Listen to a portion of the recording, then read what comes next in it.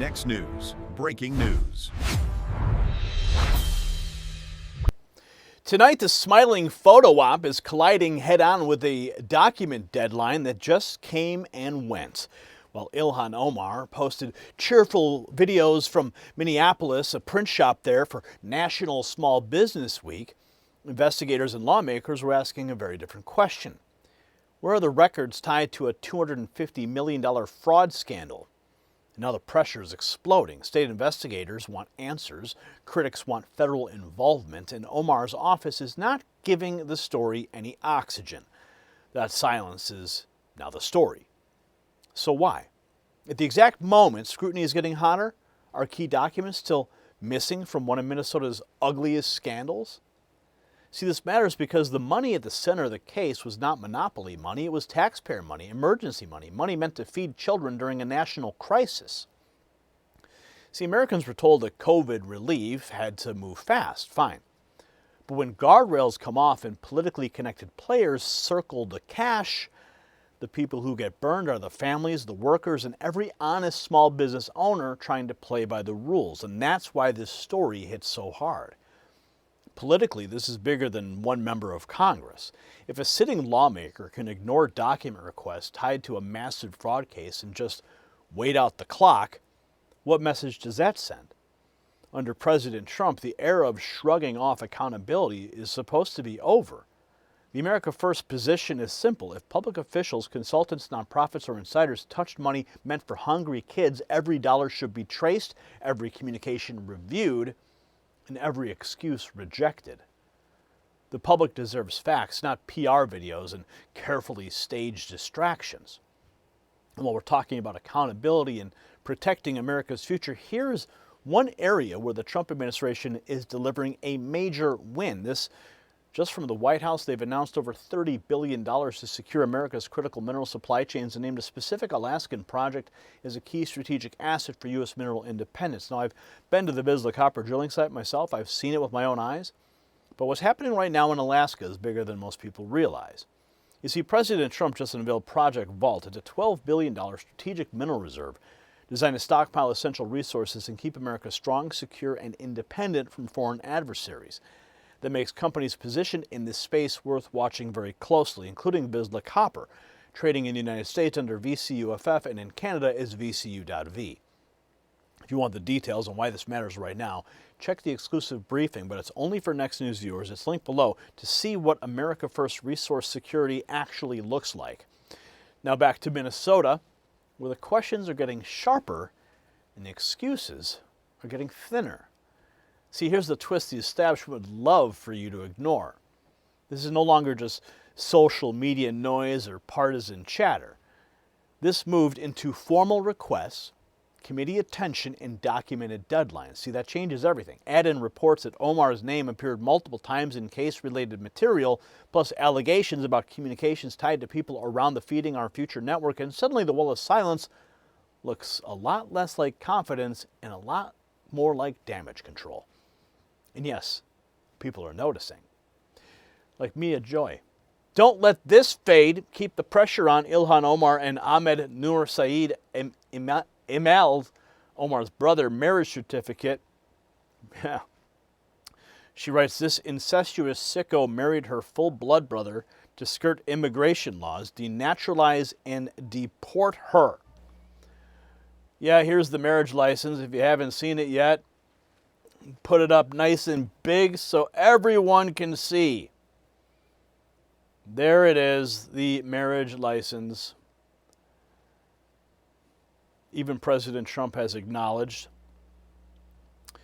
So those allegations are not going away, no matter how badly the media want them buried. And while Omar tries to look harmless with a polished small business photo op, the questions around her record are still hanging. This is what she published today on the deadline that her documents were due to be handed over. It's National Small Business Week. To celebrate, we're highlighting different small businesses from across the 5th District. Are you highlighting the daycare centers too? What about the autism centers? Are those considered small businesses, Ilhan? Oh no, I'm sorry. The feds just raided and shut them all down. That's why you couldn't go there and highlight their small businesses. I'm sorry. Really delighted to do Ilhan on the hijab at Minuteman Press here in North Minneapolis. Really excited that Frank and his team allowed us to be part of the team for a short period of time. We were able to print a brochure for our official office, a translation into Spanish of all the incredible work that we do on behalf of our constituents in ways that they can be in touch with us. I really enjoyed getting to see the staff, getting a tour, and ultimately doing the print job myself. Oh, Ilhan Omar. Oh, I'm Frank Brown. I'm the owner here of Minuteman Press Uptown. We are the largest black-owned printer in the state of Minnesota. We are also the only BIPOC union printer in the upper Midwest. I've owned the company for over 9 years. And I tell you, it's really been an honor to see Congresswoman Ilhan Omar come in my shop. Oh, yeah, because she couldn't go to the autism centers, buddy. At least the brochures are printed in Spanish, though. So after that cheerful district promo, here's the part her PR team doesn't want front and center. This clip lays out the whistleblower claims that campaign money, her husband's firm, and Minnesota fraud network may all connect. It's getting ugly fast. Multiple whistleblowers alleging a political operation connected to Omar routed major campaign money into her husband's consulting firm, while Somali-linked networks in Minneapolis were facing charges over massive COVID relief fraud. Campaign money, family business, fraud rings, taxpayer cash meant for Americans. These allegations hold up. It was not community work. It looks like a protection pipeline. And now the panic is starting. Reporters getting calls. Lawyers are getting busy. People are backing away and deals are being cut. Funny how fast everyone moves when rumors start turning into receipts. Well, now investigators are tracking the web of fraud to other Minnesota Democrats, such as Congresswoman Ilhan Omar. Many of the suspects linked to the scheme live in her district, including a restaurant owner who hosted events for her. He has since been convicted of stealing $12 million in COVID funds. $12 million in COVID funds. That's the pattern critics keep pointing to. Political ties, insider money, taxpayer dollars gone missing. Now it gets more serious because the next report says Omar hit today's deadline and still refused to turn over the documents in the $250 million fraud probe. She's refusing to turn over the documents to the Minnesota Fraud Committee regarding her involvement in the $250 million scandal, despite today being the deadline. Ilhan Omar's name appeared in the chain with the fraudster who led the scheme multiple times. The title of one chain was Ilhan's Office. Omar is hiding, refusing to respond or appear. This demands federal involvement. The Somali pirate needs to face criminal investigation. Squad Democrat Ilhan Omar closing in on a deadline set by Minnesota Republicans to turn over documents about potential ties to a state fraud ring after she dodged a hearing last month. Our senior correspondent Mike Tobin is reporting live out of Chicago. He's got the latest details for us. Hey, Mike.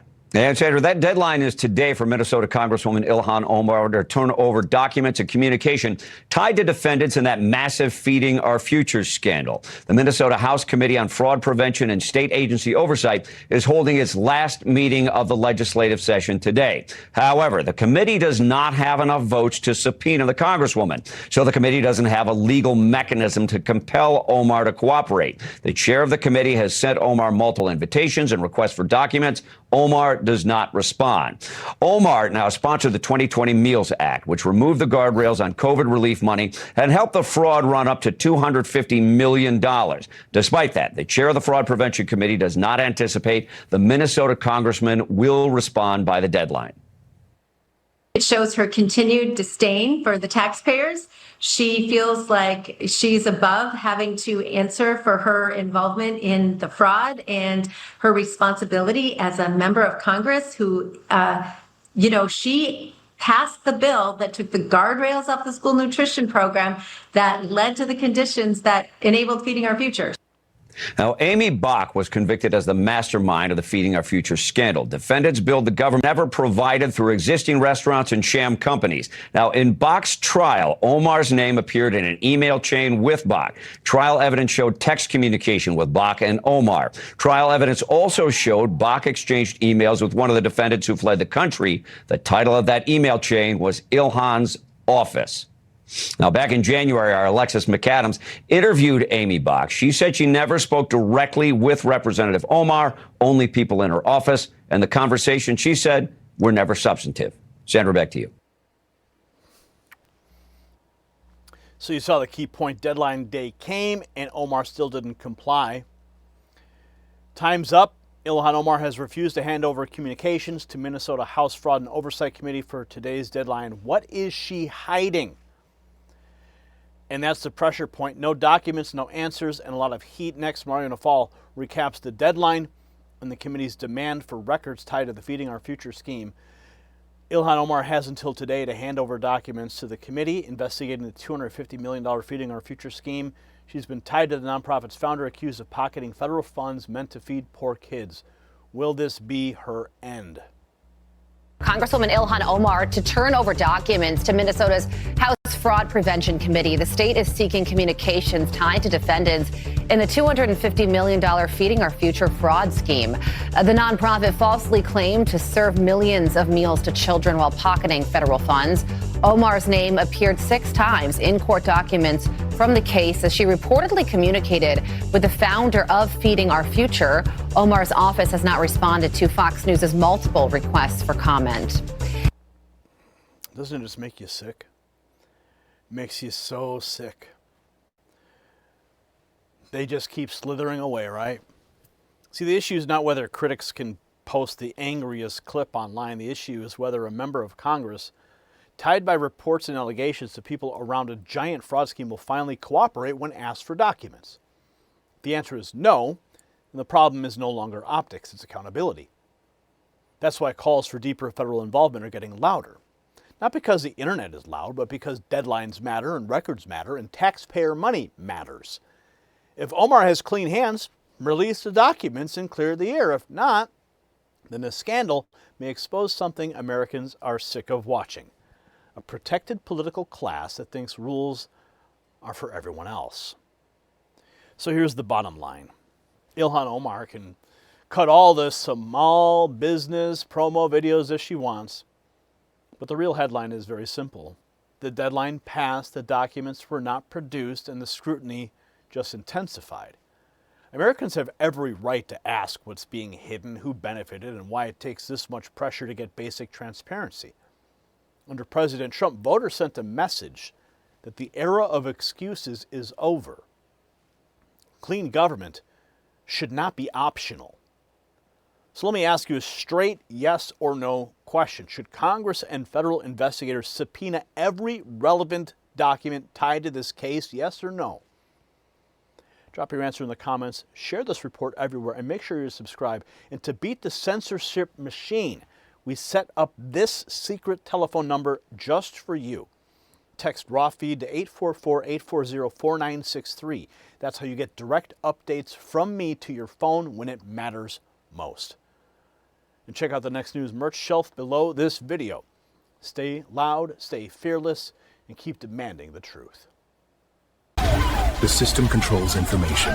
Information control is power. They don't want you to see this. The truth only survives together. They don't want this shared. Share this now. You know out.